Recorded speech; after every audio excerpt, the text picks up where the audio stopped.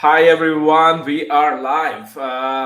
Good morning, good afternoon, good evening, wherever you guys are joining from. My name is Pratik. I am from Tel Aviv, Israel. I'm the founder of Webzoli and Testlify. If you are not connected with me on LinkedIn, please send me a connection request and press that bell or notification. Although it's not YouTube, I know. But again, LinkedIn came up with this amazing feature that you don't miss an update from me. I have an amazing guest with me today. His name is William Tincup. He is president and editor at large of Recruiting Daily. Fun fact about William, he has done over 2,700, let me repeat that, 2,700 podcasts and webinars in his career. So it is really a privilege to have him on the show. Thank you so much, William, for joining us today. Pratik, it also kind of sounds sad, right? On one level, it's amazing that there's so much time that's been spent kind of understanding HR and TA. At the Yeah. same time, I probably need to get some hobbies. I probably need to develop a part of myself that's not just doing this. But thank you for the kind introduction. You are a picture perfect celebrity in HR tech, I would say. So much, so professional. And I was going through all of the podcasts you did, some of it, and it's quite amazing how long you have come. And there's one more fun fact about William that he is part of over 20 HR tech startups as a board of advisors. Really, William, this is like, so much on the plate. I'm not sure how you handle such kind of pressure, but it's amazing. The conversations with entrepreneurs are actually really. It's actually what gets me up on some level because it's chaos, as you well know, because you started businesses.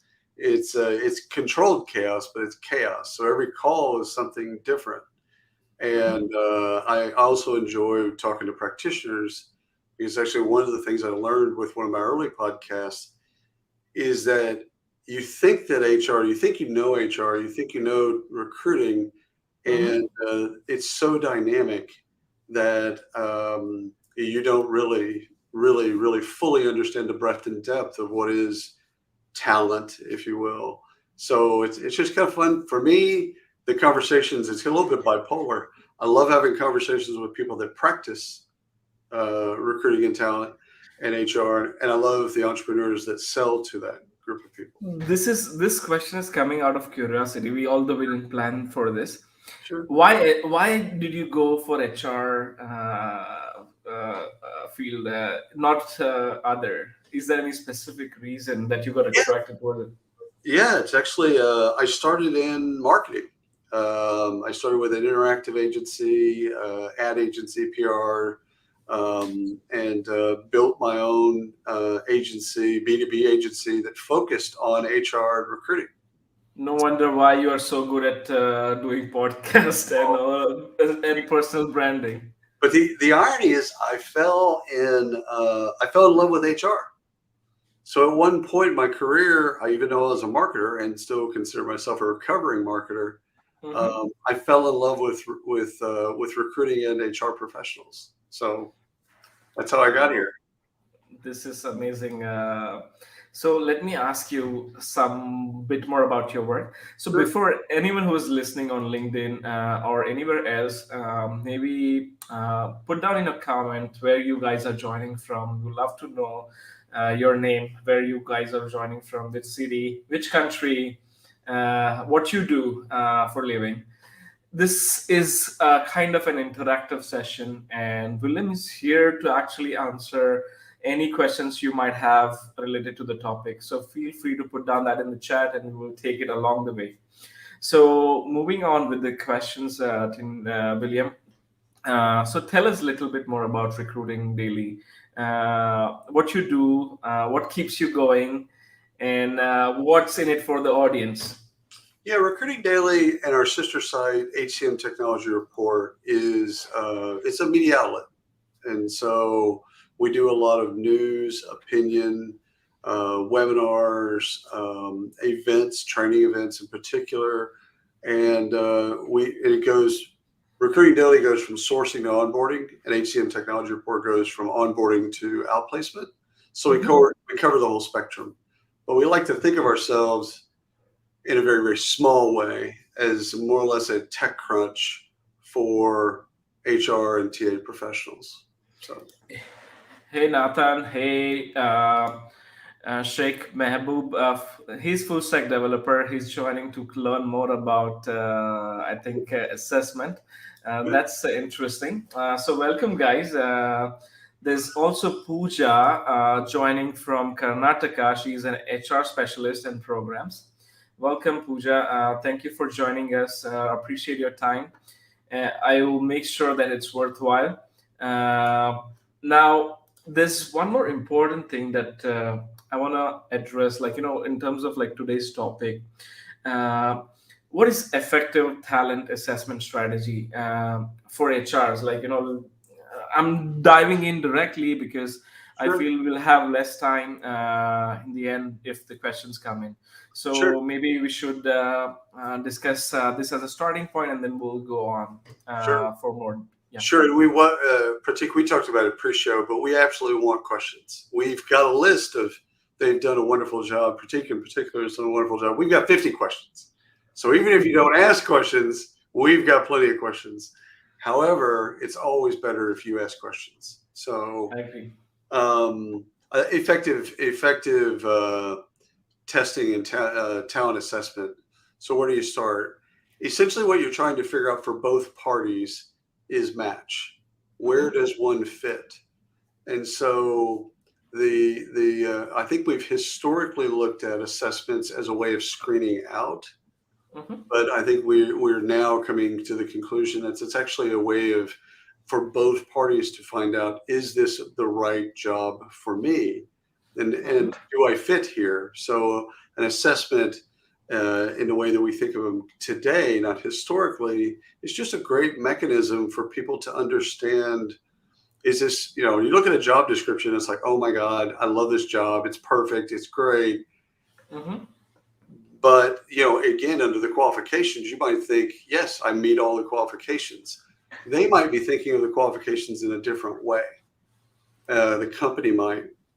And so it's really reconciling, what the company needs in that position, skills, hard skills, soft skills, etc., and what you want as an individual, as a candidate. So I look at the as we go forward, I look at an effective assessment being for both parties, being both for the candidate to understand some things about themselves, and Mm-hmm. also for the company to learn about the candidate and see if is this someone that we should move forward in the process. Makes sense. So, do you think it's one of the most urgent problems that needs to be addressed in the recruitment industry? It is with the backdrop of speed, which we'll talk to probably no less than 10 times during we talk. Mm-hmm. Response time is, I don't think a lot of people want to put this on generations. I have two sons that are squarely Gen Z. I'm squarely Gen X. Mm-hmm. And so I think you could easily, probably lazily, make it a generational thing. But I really think it's an expectation that comes from our smartphones. When you WhatsApp me, Mm-hmm. you expect me to respond to you, right? That's the expectation. Makes So sense. makes no, regardless of age or generation or geography or any of that stuff. So I think assessments is a way, especially if you do it for early in the funnel, to find out, is this someone that needs to move forward in our process? And if not, how can we get back to them in a respectful way and say, hey, thank you. Hey, we love what you're doing. You're a great fit, not for this job, but for other things that we might have, etc. And again, that's speed. And I think Mm-hmm. that's the reason why I think it's critical, even more so today, is because people's expectations on response time is so. I mean, I've had people tell me if a company doesn't get back within 48, 72 hours, they're gone. They're gone. Yeah. So we need to assess them and assess, is this a person, is this a candidate that we that we want to move forward in the process and learn more about, and have them learn more about us or not. And so that's why I think early in the process, what you would think of as a traditional funnel, we need to, So, yeah, go ahead. when you are saying this, so organizations today are continuously looking for ways to make better decisions, right? About talent in order to minimize the risk of the bad hire or promotion, Right. and to ensure that individual efforts are aligned with the organization goals. So, why do you need a talent assessment strategy in place? And does a lot of organization have or don't have, they assess based on interview, but there are technologies out there which can make better data driven decision. Right. How would a company incorporate such tools in their HR process to make smarter decisions? Well, you want what the metric that we're all kind of looking at now is quality of hire. So Mhm. how can you get someone in the organization that impacts the organization and stays with the organization as long as they can, and as long as you can keep them, etc. That's kind Mhm. of what quality of hire really unpacks. Uh, Mhm. Speed to hire, time to fill is always kind of an important thing. So looking at assessments and saying to yourself, okay, how do we strategically, how do we place assessments in a way that gives something to candidates? Because I Mhm. think historically we've looked at assessments as a way for us to garner information about candidates, but not necessarily candidates to garner any information about themselves. So I think, effective to me, effective talent assessment strategy is a way of thinking of assessments both bilaterally, by thinking Mhm. about the candidate and what they need to learn about themselves. In fact, we have a full stack developer in the audience, and that person would want to know something about them. They would take it. They don't mind taking a test. They don't mind taking skills tests. They don't mind going into scenarios or simulations and things like that. But they want Mhm. to learn something about themselves. Absolutely. I think that's a give to get when we do assessments. Is we need to provide information that maybe they wouldn't know about themselves. And I think that's like, we'll take technical assessments for an example. Like if we're testing someone's Python skills, if I'm Mhm. a Python developer, I might think that I'm a intermediate to advanced. But I Mhm. take a test, and the test comes back, and it's an objective test. It comes back that I'm really intermediate to beginner. Well, I might get my feelings hurt initially because I thought that I Mhm. was a little bit higher, more skilled than that. But also, Mhm. it's the point it reconciles. Like, okay, you know what? I've got some things to learn in Python. Okay, that's a good thing. If I'm a developer, that's actually a good kind of a pulse check on where I'm at development wise. And so I think an effective talent assessment strategy is, how do we increase speed? How do we Mhm. increase quality? And how do we give candidates things that will actually help them as well as help the company?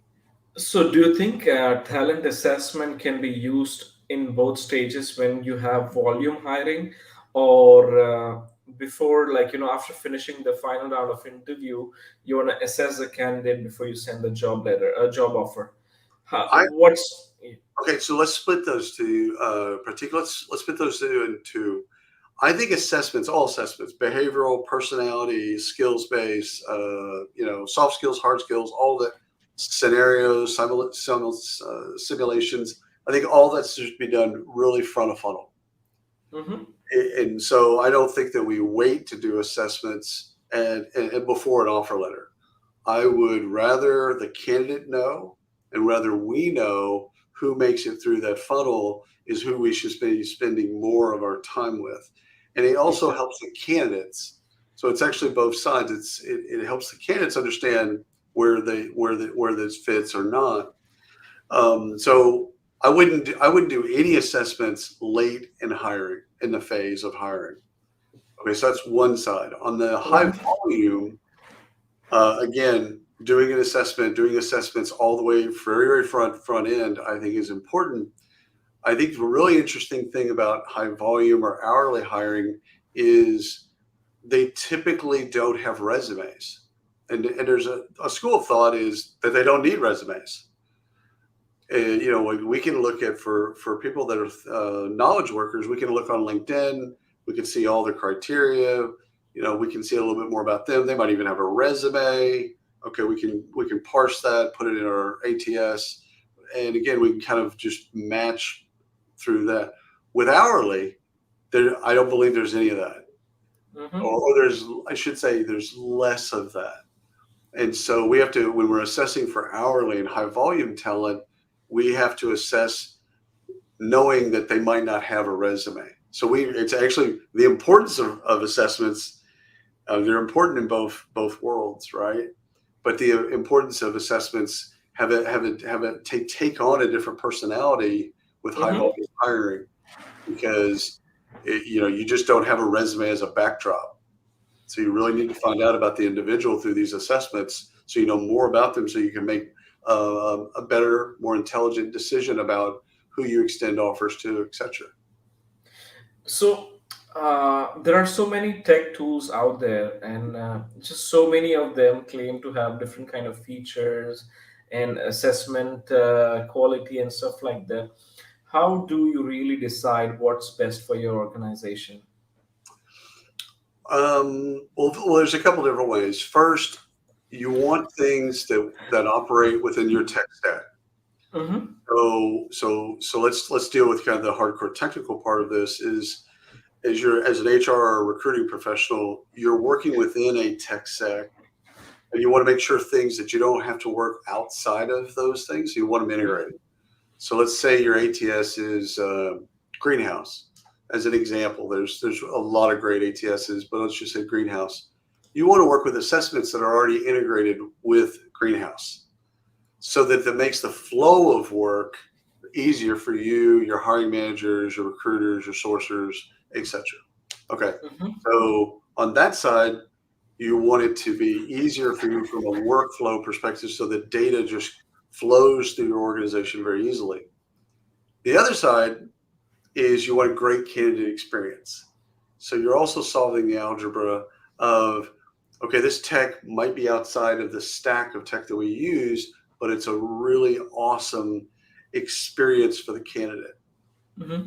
And I think that's what talent acquisition professionals are weighing is, how do I balance these two things out? I need workflow and data to flow easily so I can make decisions quickly, and at a high quality level. And I also want to have a great candidate experience. Does So make sense. solving both of those at the same time. So basically, you are saying that Testlify can do the job. Yes, of course. I'm just Absolutely. Check. uh, Check. check. Thank you. So there is a question, like from audience: how do you define the right candidate for the post? Again, that's something. Maybe I'll just explain a bit, and then William, you can take over. Sure. Maybe I will rephrase it in a way. So let's say you have a job description, there's an application, and you want to actually identify which is the best person to move forward with. Maybe William, you can answer this here. Yeah, I think first of all, job descriptions, there's a brokenness to job descriptions that we should probably start with first. So fundamentally, I've gotten myself into trouble years ago because I said, when you're working with a hiring manager, if you're a recruiter and you're working with a hiring manager and they send you a job description, you should delete it and open up a Google Doc and then get on a call with them or a Zoom or whatever, get in meeting, and then go, okay, what are the critical things to have and what are the nice to haves? Mm-hmm. So let's say we start with 10 things. Well, you're not going to find candidates that have all 10 things, right? Mm-hmm. But what are the critical things, like the non-starters? They don't have these 5 things. We just can't. They can't move forward. And Mm-hmm. separating those 5 things from the 10 is really important. So I think the question, when you're looking at job descriptions, making sure that the job description actually adequately portrays what you really want to bring in from a candidate pool. and Mm-hmm. and then I believe it's stack ranking. How many of those people have all 5? How many of them have the critical 5, and then the optional or the nice to have other 5? And then from there, I think you can make great decisions on who you should talk to first versus who you should put in the queue. So there's one more thing in terms of like trust issues. So all of the jobs are mostly going hybrid or remote, right? Right. Now, when you're evaluating a candidate online, traditionally you used to use a Google Doc or like a Microsoft Doc, and they used to come to office and take the assessment usually. And now you have to send it via email or use some tools. But Right. again, you're not sure that they might look it on Google or ask somebody for help. How do you take care of these things? So I think let's start with the work models that you have of today in a pandemic, post-pandemic world, however you want to phrase it. On the extremes, you have polls. You have Tesla that basically says if you want to work at Tesla, you have to be in the office all the time. Period. End Mhm. story. Airbnb on the other side of this is we don't have offices, and so everything in the middle is hybrid. And no two companies have the exact same hybrid strategy. So whether or not it's you come into office 3 days a week, you choose. Everyone's in the office on a Wednesday. You come in the office once a month. The models are just it's chaos. Mhm. I think you as a candidate need to solve for where do you thrive. So you need to actually, as a candidate, think about how do I thrive? Where do I thrive? What environment? Because again, it's not generational, it's not age, it's not any of those types of things. It's where do you solve for your thriving, like extroverts, Mhm. and regardless of age or gender or any of those things. Extroverts typically want to go to an office, especially Mhm. if the commute isn't too laborious.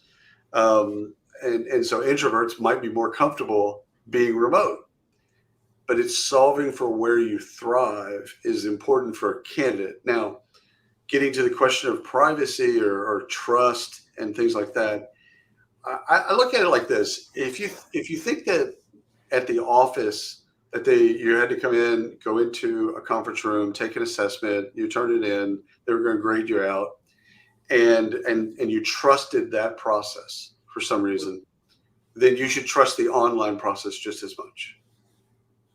I think there's no difference. And again, there's going to be people that skew on the side of I don't trust that at all, and I just don't trust that they even look at that. It's just kind of a bit that they do, and that's both online and in person.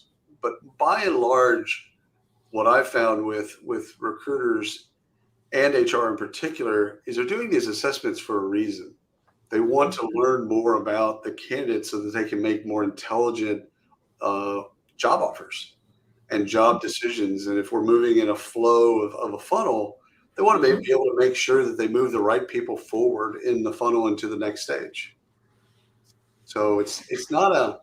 I think if you don't trust it, it's fair. Like I wouldn't no hate on that, but I think you're looking at it incorrectly in the sense of they're doing this for a reason so that they can garner some intelligence so that they can make some great decisions going forward. So, thank you for sharing that, William. So, talent shortage is also one of the hiring challenges today, right? Mhm. 87% of HR professionals reported few or no qualified applicants for position they're trying to fill. How do you actually get more resumes and then hire effectively? And maybe effectively, I mean like assess effectively if you have low volume. So, two things to start with. One is your employer brand needs to be more authentic, because I think what we have is in the branding space is we have a lot of things that we're trying to be all things to all people. Mhm. We're trying to be, kind of almost a perfect version of ourselves as a company, Mhm. and that's not appealing to a lot of people. They want to know the real us. And so I think on one level, we should be on the employer brand side, we should be more authentic in terms of a job opening should both attract and repel talent simultaneously. If you read a job description and let's say it's for a company and it's littered with, just things that like sarcasm. We'll just use sarcasm as a great example. I'm a very sarcastic person, so if I read a job description and it was really sarcastic, I would Mm-hmm. automatically know that these are my people. Right now, I don't know if I'll get the job or if I'm qualified for the job or any of that stuff, but these are my people. Mm-hmm.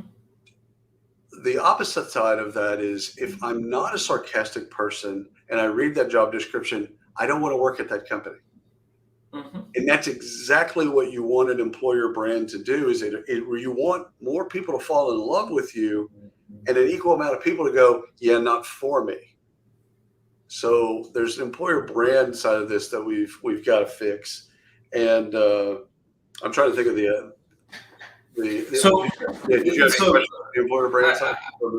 So in terms of employer branding, we recently did a webinar related to employer branding. Right. So if you are like, just Google it, you will find employer branding Testlify. And also on our website, there is an ebook that we recently launched on employer branding. I think very insightful. So you can definitely check that out. There is a question coming from the audience. Oh, cool. Nathan Gentry, 1 second. So, what advice you would offer to the folks on the opposite side of the assessment process? So he explains more. That is, how can we as an employees better demonstrate to employers not only our existing skills but our potential to meet the company's needs? Perfect question. Great question. So the second part of the employer brand thing was internal mobility. So we were dealing with before Nathan's question is, how do we get more candidates? If we're dealing with scarcity, one is solve your employer brand issues in terms of making it attractive and repelling at the same time. The other is emphasizing more of we have talent amongst us. Yeah. So how do we have a better finger on the pulse of what skills do we already have inside the company?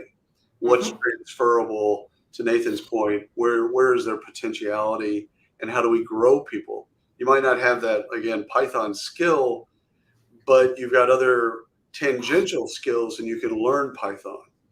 And so if we're just ticking a box and it's like, okay, you have to be in the certain level at Python, well, if you also know something that's contiguous to Python and you're an expert at that, then you have the potentiality. So Nathan, what he's unearthing is on a candidate side is being comfortable taking assessments, understanding that this is a way for you to learn about yourself, for the company to learn about you.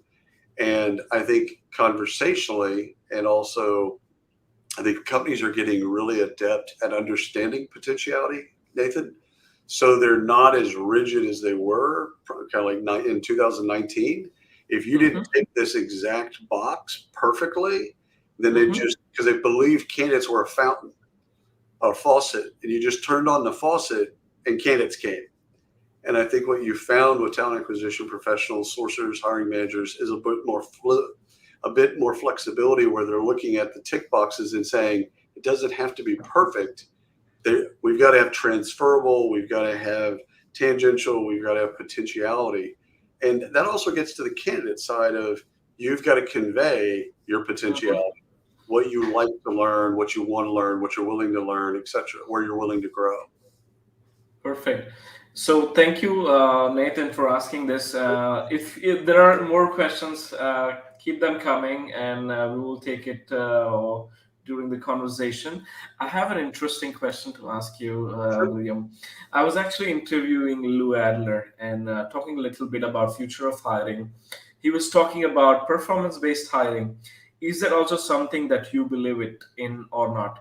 What's the right way to performance-based hiring, and what's your take on that? So performance-based hiring, what I love about performance-based hiring is it helps both candidates and companies get there faster.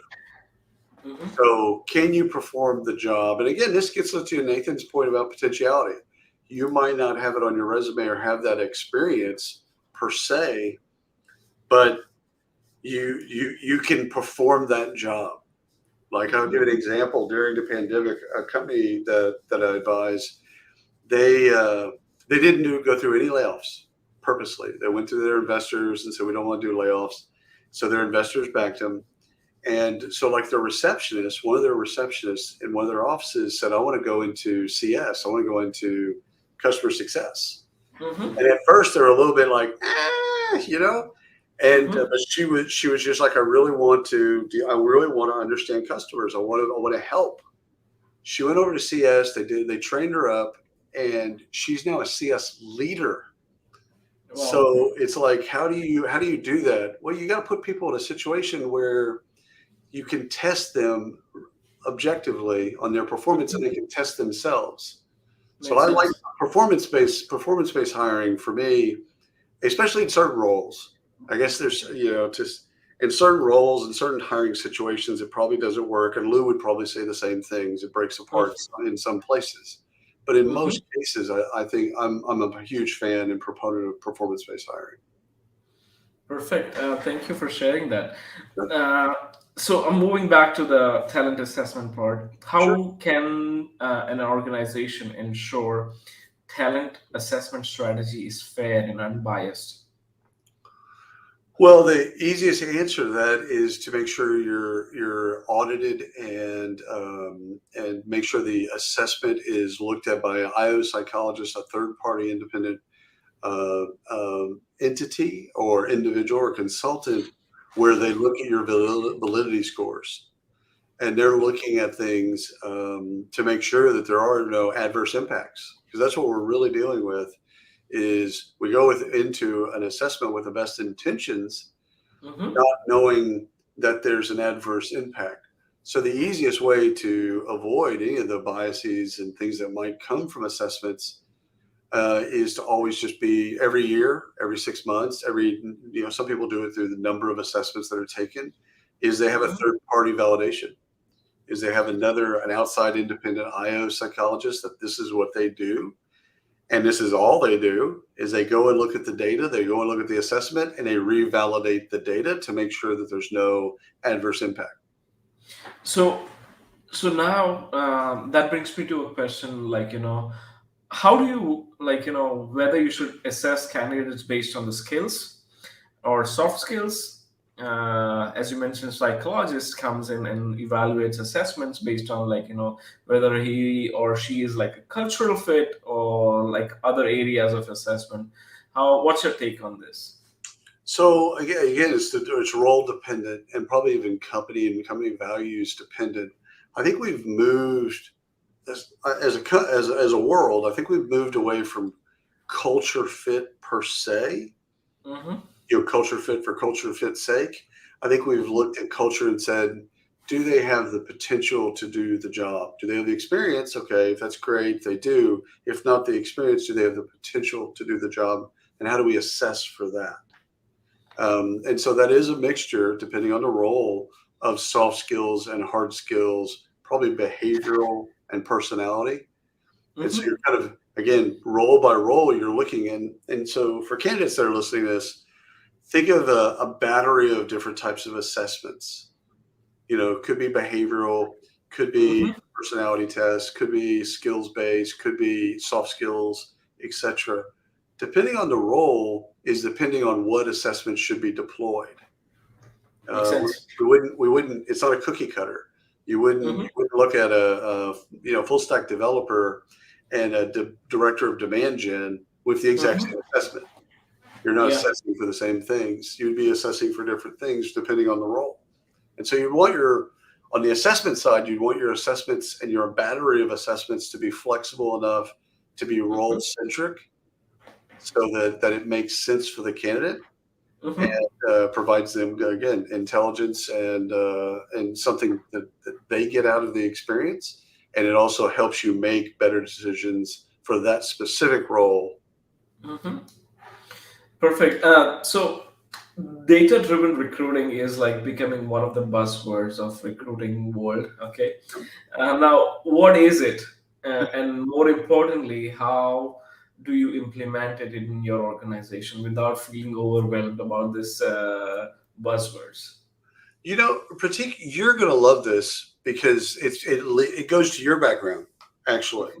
So let's say 15, 20 years ago, marketing was where HR is, Mm-hmm. and play with the idea. Marketing used to be more about art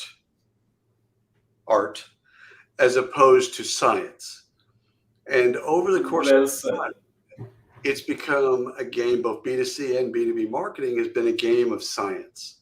It's conversion rates. It's Mm-hmm. understanding response rates. It's become a game of understanding persona-based marketing, what's working, how it's working, and so the science underneath all the Mm-hmm. creativity that we used to just think of as we could just be creative. And Mm-hmm. so, in as it relates to recruiting, the same thing is happening. Mm-hmm. We've made recruiting and hiring for years. It's been based on our experience and our intuition and gut, which is Yep. what advertising used to be. Guys and girls would get in a conference room and go, "I think the ad should be about this." If anyone's watched Mm-hmm. Mad Men, you can kind of put that in your head and design charrette, and it should be look like this. And there was no science, there was no data, there was nothing underneath it. Mm-hmm. We thought, we felt, and we did. That world does no longer exist in advertising or in marketing, and soon no longer exist in talent acquisition in general and HR in general, because decisions should be informed by data, and then humans should stay on top of that and then say, does the data actually make sense? Does my experience, does my intuition, does my gut, does our collective intuition, does it make sense with what the data is telling us? Sometimes it's counterintuitive, sometimes it aligns, sometimes it doesn't.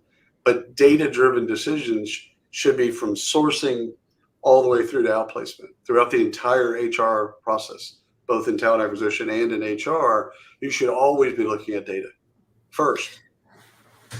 So, what I personally feel HR's role in the organization is as good as marketers, Mhm. because marketers or sales, I would say, so they are driving, like, demand marketing Yep. team, Yep. which converts into sales. Whereas you, as an HR, are actually kind of creating that brand Yep. to attract that employees, and then actually converting them into, like, long term Yep. resource for the company. So both of the jobs has their art and skills required. Again, when you back that up with data, it is more powerful. Again, you can evaluate what's working, what's not working, and then actually move forward accordingly. Because this is the future. Like, data is the key. Right.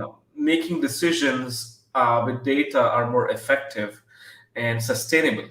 Um Pratik, it's in our personal lives too. This is so when you and I are going to drive across town. So you're going to drive into the city later on today, right?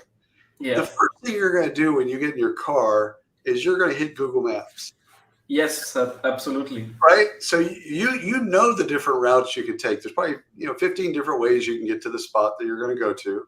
But the Hmm. first thing you're going to do is look and say, okay, where is there traffic? Where is there data that suggests that I should not go this way and I should go this way?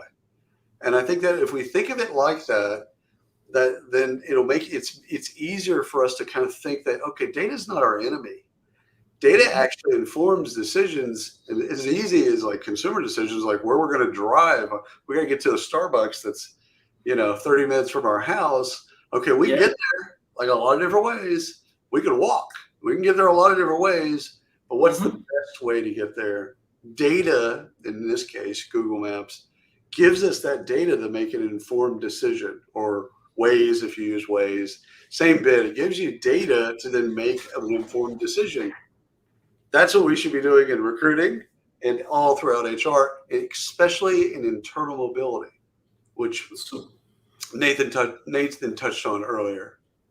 so you explained it so well, taking a real life example, which we are all surrounded by now. So it really perfectly explains the question. So thank you for sharing that. I have a favorite person, Irene. She's also like one of the hosts at Saga Talks. So thank you for joining in, Irene. What are the different talent assessment methods to use? Which ones are more effective than others? Great, Irene. Fantastic questions. Now, what you're dealing with is modalities and learning styles, learning differences, and things like that. So, you solve the algebra of the job and the candidates that you're trying to attract the job as Mm-hmm. to what assessment methodology you should use. So, I'll answer it in a general way and a specific way. Mm-hmm. I think that whatever you decide, you pull the arrows out of the quiver, and whatever you believe the assessments plural should be for that particular role, then you look at the candidate population and say, okay, what's the best way to assess this talent? Not Mm-hmm. just from the assessments, the ones that you want to, the soft skills, personality, etc., but what's the best way to assess this group of people, this cohort, if you will, Mm-hmm. and you solve for it that way. So you make sure that you don't miss in terms of you want to assess for these certain things, you want to use these certain assessments, but that's not necessarily going to resonate with that audience. I'll give you an example of that. So I can't remember the gentleman's name, but that's a full stack developer. But one of the things I've learned about engineers and software engineers in general is they don't like long hiring processes, right? So Yeah, I agree. anything over 4 to 6 interviews or some steps in the process, you're going to lose the best talent. So you I have to agree. get there faster, but you also has to with technical talent specifically, you have to give them something that they did not know about themselves. So that's There's one more. There's one more thing. I want to interrupt here. So there are things when it comes to like hiring top talent, right? And who are good and really like top of the game. They don't want to take assessments sometimes. They kind of avoid this process. Mhm. Um, is there anything that HR can do? Because I've been hearing this a lot, Yes. uh, but I think this is something that we need to address in this webinar. Here's the thing. You're absolutely right, and it's not just top talent; it's talent in general. And the reason for that, it's been one dimensional. Hmm. Historically, we've looked at assessments as a way of screening people out, not necessarily giving them things that would garner insight into their own lives and how they would learn from this assessment.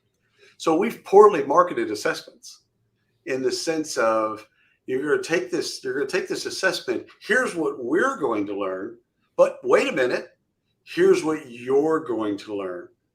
And it's the second half that we've completely failed on. The entire assessment industry has failed on the give to get. And that's why senior talent or, um, um, you know, high potentials, high performers, etc. You hear that constantly. They're like, yeah, I don't like taking assessments because they bore me. And what they're really telling you without saying that is, I don't get anything out of it. I know I'm good. You should know I'm good. Why are we even doing this bit?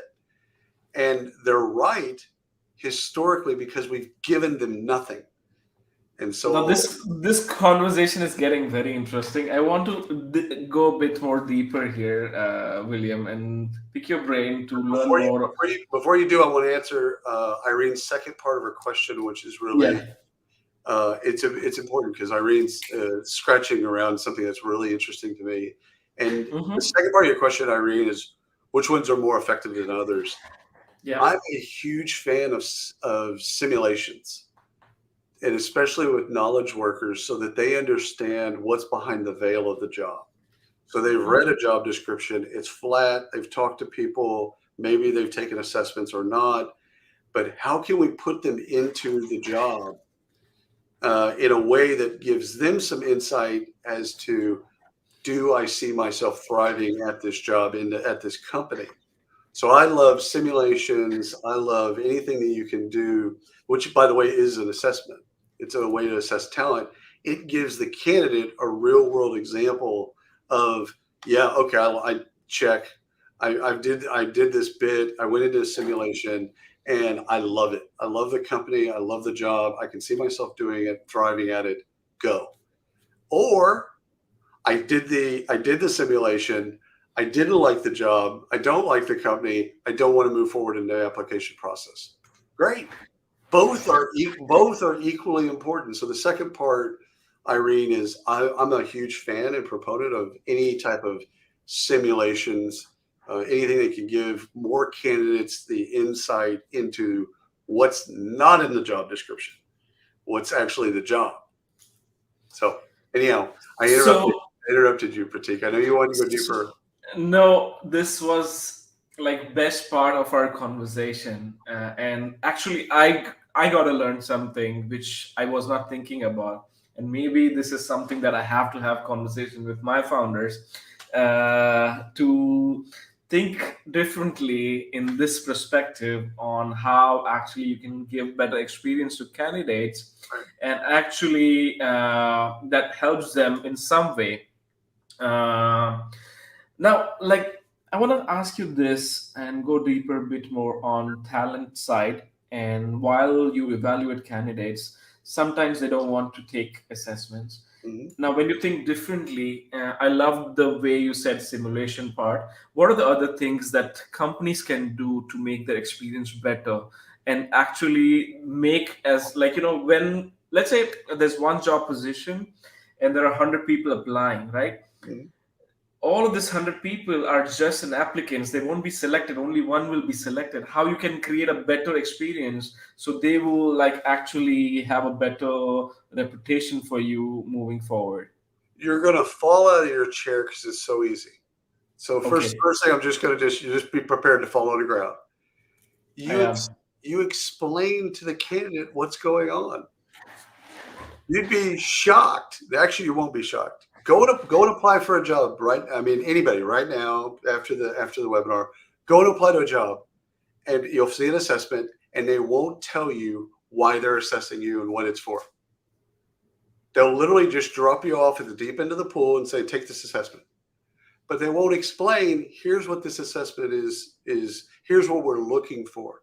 And here's why it's so important to us. And here's why it's important to you. So we've already talked about the give to get and how important that is. But this is the other part of it.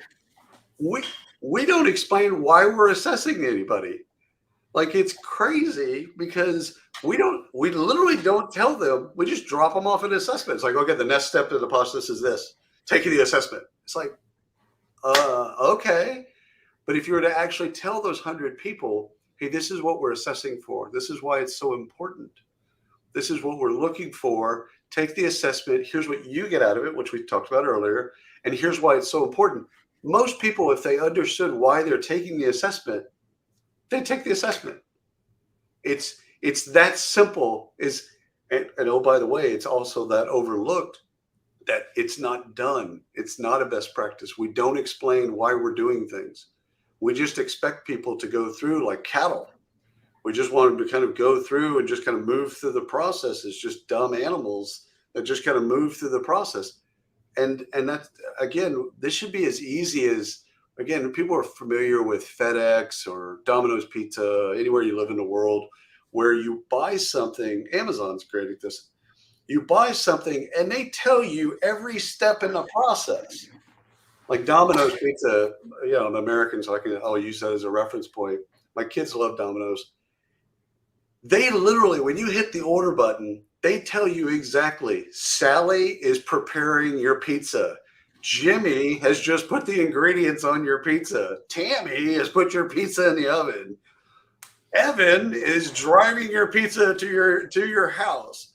Evan is 2 miles away from your house. Like, you know where you're at the entire time. There's no shock. There's no awe. There's no, I don't know.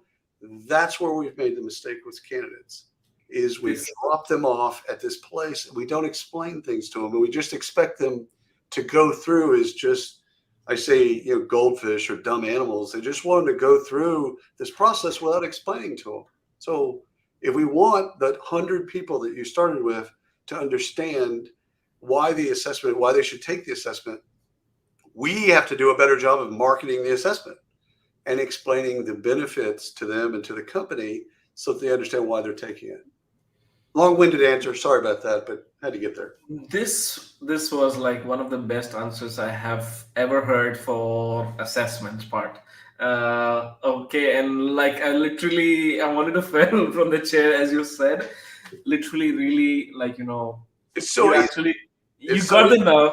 You got the nerve, and you explained it so well with an example of like a food online ordering.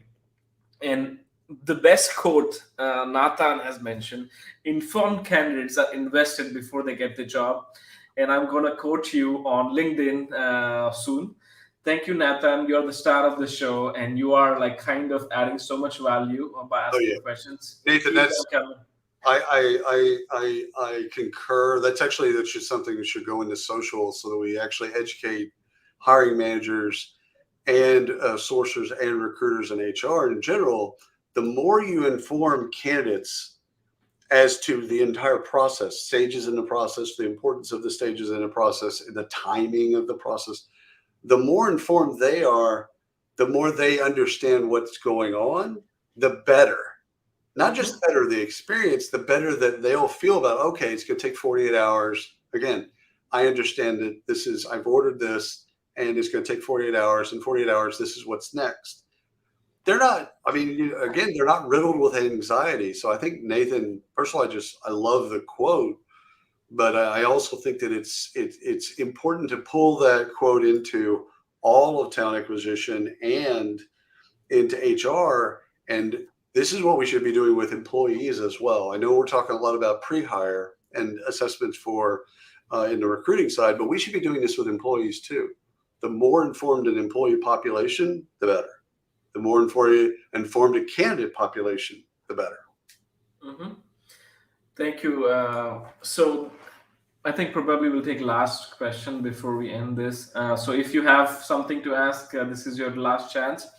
As a recruiting professional, what advice do you have for utilizing personality tests such as MTBI and Enneagrams, both of those recruiting and seeking healthy team to join? Do you have alternative advice? So I talked to a company yesterday where they're working with real estate agents, and they found the 6 pillars of what makes a top performer in real estate, Mm-hmm. and these are personality traits. And so they solved this because they could look at performance data. So they looked at they had people take personality tests, then they went and look at performance data, and then they could come back to here's the 6 things. You want a top performer in real estate as a real estate agent. Here are the 6 things.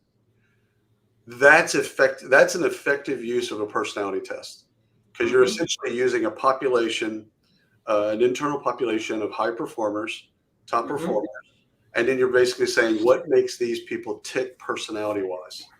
And then you now know, okay, specifically, we want to solve for top performers as real estate agents.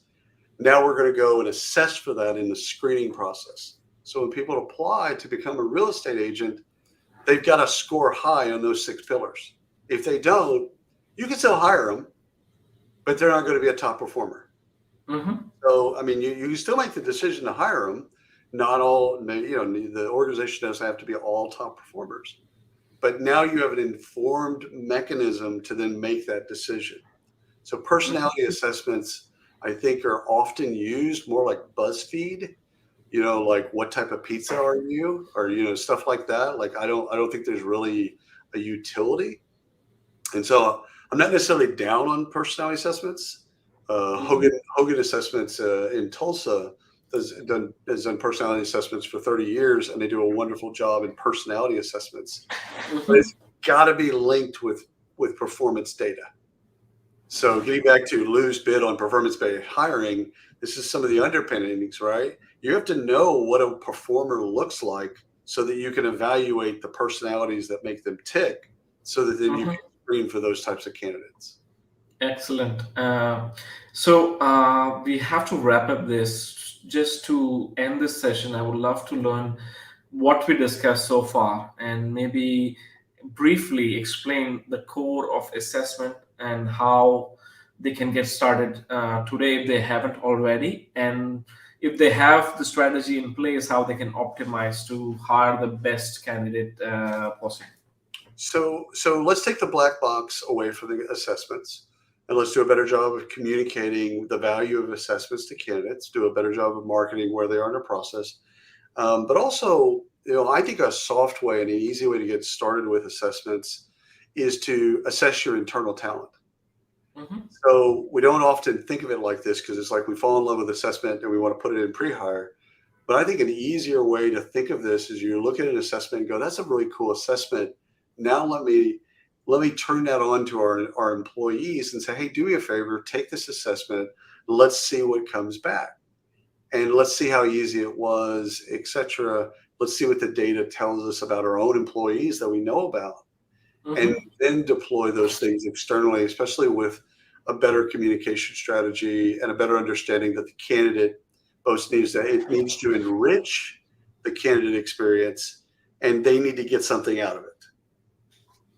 Perfect. So there's one last thing that I would love to do. It's Sure. kind of promotion. Right.